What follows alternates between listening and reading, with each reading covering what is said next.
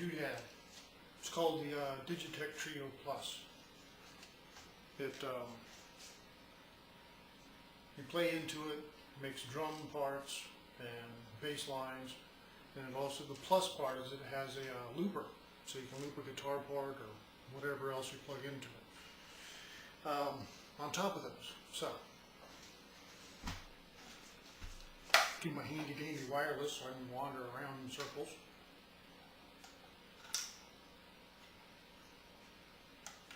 I was asked to, if I had made any, because I got this yesterday and played it for a couple of hours. I was asked if I made any recordings, and I didn't. Thought about doing a video, as now. Didn't do that either, so we'll do one. In case you're interested.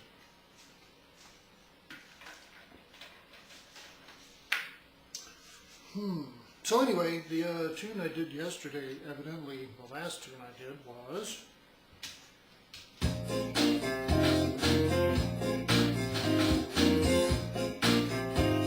Cantaloupe Island. So let's see here. We'll just play that again.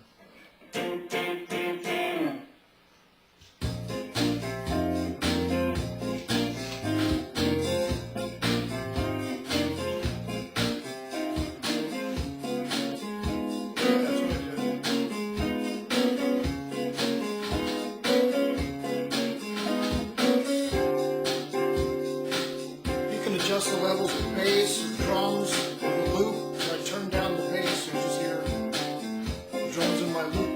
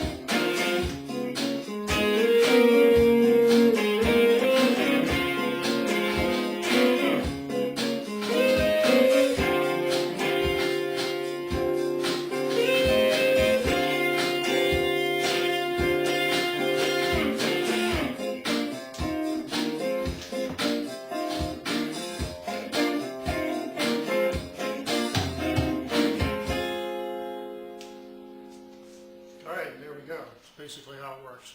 Doesn't have intros or endings or anything like that. And it seems to create a different track, so to speak, each time. The feel can kind of be the same, but it's like, you know, little details and whatnot. Anyway, fairly easy to use. Not sure what tune I was thinking about doing next. Let's see. Other notes are, it seems really good for improvisational based stuff. Not, I would imagine, for, you know, if I were going to do an AC/DC cover and I wanted it, you know, a certain bass line or something like that, or specifically any other tune with a specific bass line or specific drum part, because it's going to kind of create something a little bit different each time, which is why on that tune, because it had a specific bass line and I wanted to hear that specific bass line, I just played it as my loop and then put the other part, you know, so I've got bass line, then I guitar parts along with that. So just like the previous jam band that I think it's the first jam band that they did. There have been a couple of other generations after that. But this one I think is like, because it's just a single button, I think it's, you know, patterned after one of the later models. It was like Jam Man Solo or something like that. It was a simpler product, so to speak.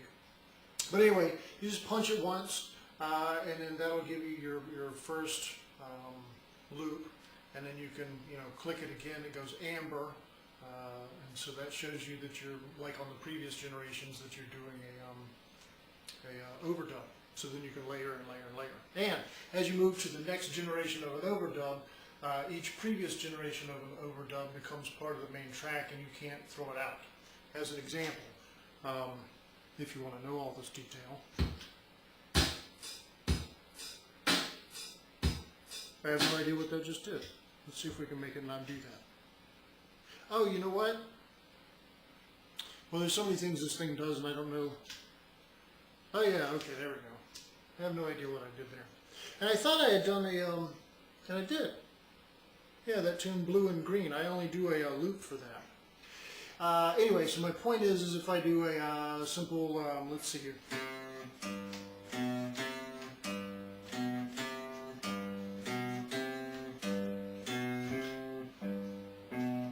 Alright, so that's the loop, of course.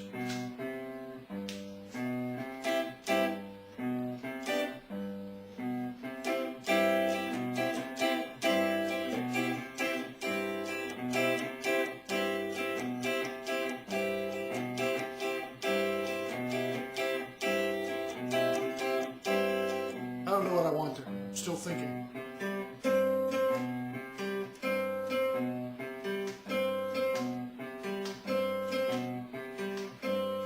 I like that one better.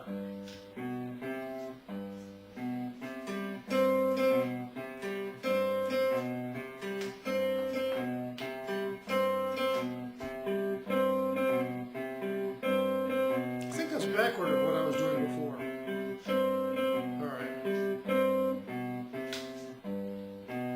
Okay, so I can throw that out at you.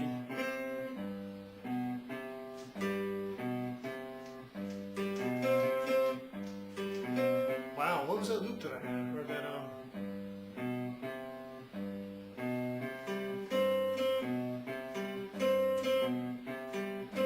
oh, that's where it goes.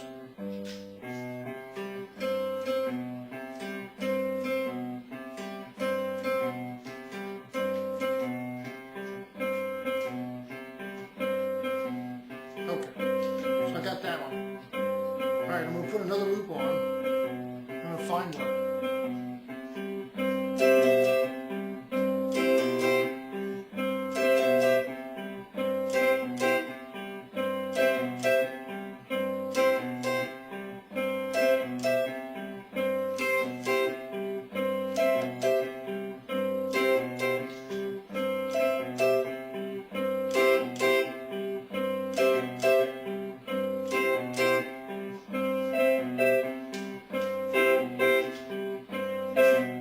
The point is to have three.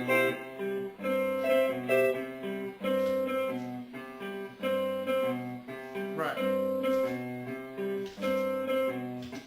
So anyway, that's all I can do is take off the last one that I put on. And also, yeah, there we go. But anyway, that's that. It also has, what I was going to say is it has the tall stand-up singular buttons, which doesn't work well when you don't have shoes, because then you wear out your big toe. Unlike, you know, distortion pedals or whatever, where you can use the ball of your foot and you can step on those all day long. Anyway, whatever. Let's see, another tune. Let's see. Huh. Oh, another thing that happens is that I decided one day to try, well, one day, yesterday. I decided yesterday to try one of the tunes, let's say, for instance, Sissy Strut.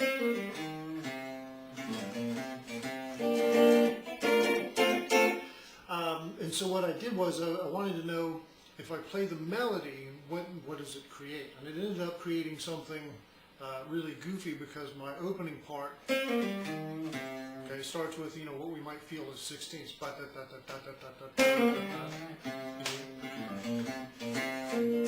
So because of that, it kind of seemed to cause it to launch into a 16th bass thing. So rather than having ba-da-da-da, boom, boom, ba-da, boom, boom, ba-da-da-da, you know, like a clapping monkey or whatever, you know, just way too fast and so on. So I solved that by just doing something simple. Maybe I should just do that since I'm talking about it. But anyway, what I did was I used a simple bass line. So we're basically in C.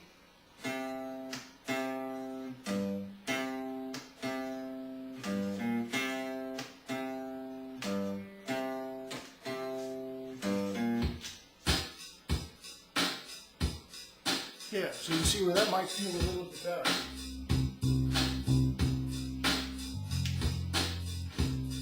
And because I was playing C for a while, it's kind of really pointing towards C a lot.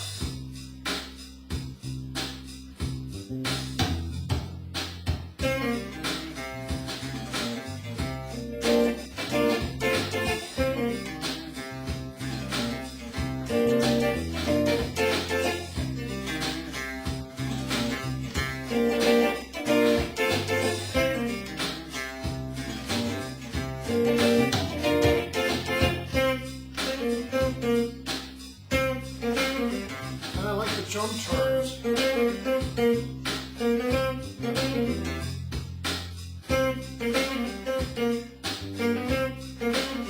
Seems to have a good count for turnaround sections, like that.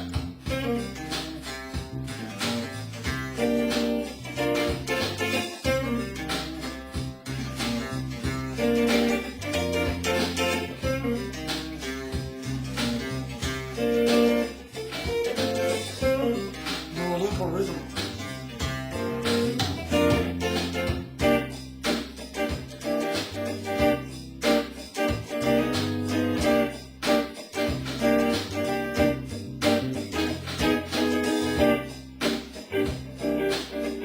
It just automatically plays.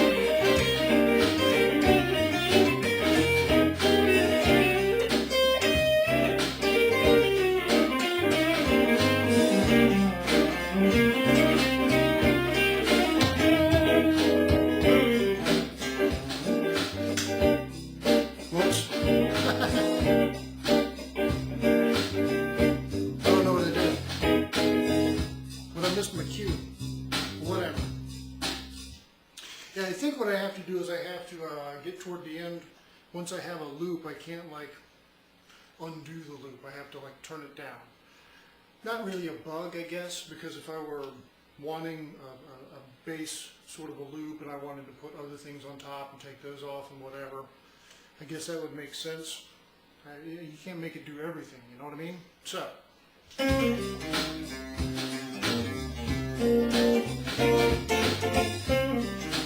Don't want to leave you hanging. So we'll at least finish the tune.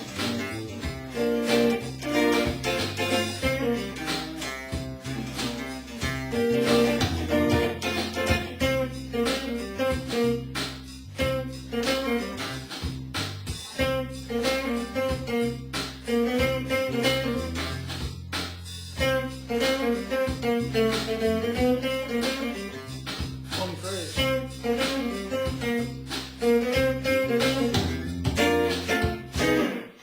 So there you go. Anyway, I'll not take up too much or any more time really. I can't think of what other tune I want to do. This is probably enough to give you an idea of what's going on, and I need to practice some stuff anyway. So, see you.